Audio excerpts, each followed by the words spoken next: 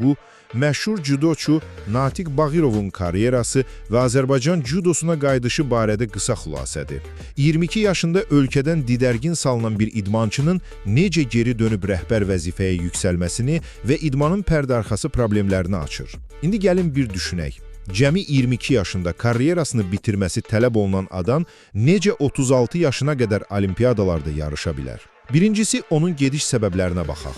Təsəvvür edin, gənc yaşda adamın üzünə artıq qocasan deyib idmandan qovmaq istəyirlər. 1987-ci il SSR çempionatında haqsızlığa uğrayanda kimsə onu müdafiə etmir. Amma bilirsiniz necədir?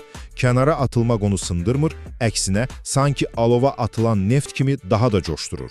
O, Belarusiyaya köçür və Sidney Olimpiyadasına kimi inamla yarışır. İkincisi, absurd idman idarəçiliyi və qayıdış. Xaricdə özünü sübut edən çempion vətənə dönür və eyni xaosla üzləşir. Qadın yığmasına baş məşqçi gələndə məmurlar deyir ki, Tokyo Olimpiyadasına lisenziya al, sənə milli qəhrəman adı verək. Lakin maliyyə təmin olunmur deyə o işdən ayrılır. Gülməlidir, elə deyilmi? Sənə qəhrəman adı verəcək deyirlər, amma gələn ayın maaşını verə bilmirlər. Üçüncüsü, bu xaosun yaratdığı təsirlərdir. Vəziyyəti görən Natiqin öz oğulları belə gənc yaşda çempion olsalar da idmanı atıb xaricdə təhsil ardınca gedirlər.